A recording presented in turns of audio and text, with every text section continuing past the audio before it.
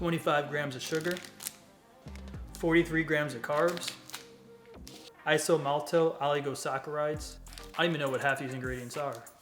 We all know fall is pumpkin season, and I've been looking for a good keto pumpkin protein bar. And these dark chocolate pumpkin protein bars are super easy to make, contain real ingredients, and best of all, they taste amazing. So stop wasting money on terrible protein bars and make better ones at home. Making protein bars at home is much easier than what you think. It's much healthier and more rewarding. So the first step is to make your protein bar base. To do this, just add your ingredients to a medium-sized bowl. Start with your dry ingredients, which will be half cup of almond flour, 6 tablespoons of vanilla whey protein powder, and 2 tablespoons of coconut flour. 2 to 3 tablespoons of powdered sugar substitute, depending on how sweet you want your protein bars to be. I use 3 tablespoons. And then 1 teaspoon of ground cinnamon and half a teaspoon of pumpkin pie spice.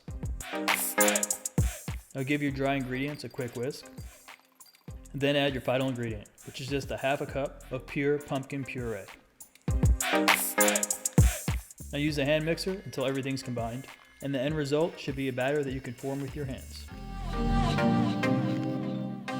Now you could skip this next step if you want, but I think it's a nice addition to coat the protein bars with something to give it more texture and crunch. I decided to use unsweetened dried coconut and some pecan pieces.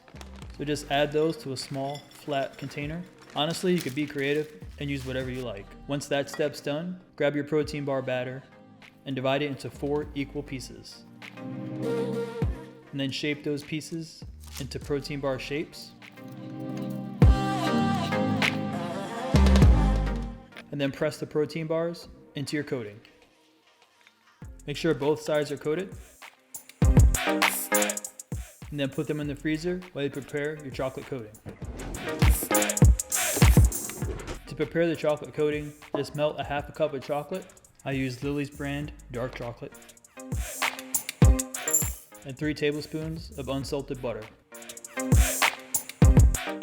You can melt the chocolate with your preferred method. You can melt it in the microwave, stirring in 30-second increments. You can melt it in a saucepan on the stovetop, or you can use a double boiler. I use a double boiler because it ensures a smooth melt, and it's a lot harder to burn your chocolate. But with all 3 methods, whisk until the chocolate's smooth, and it should have a consistency like this.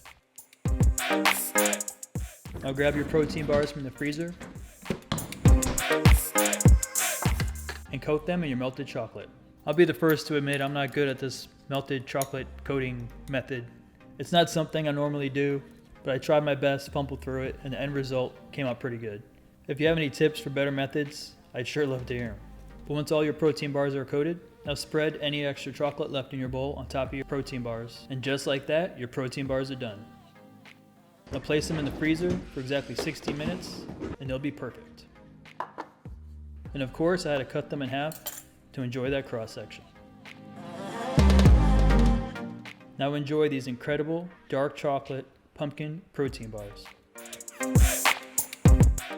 And the taste test, this is exactly what I had in mind when I said I was craving a pumpkin protein bar.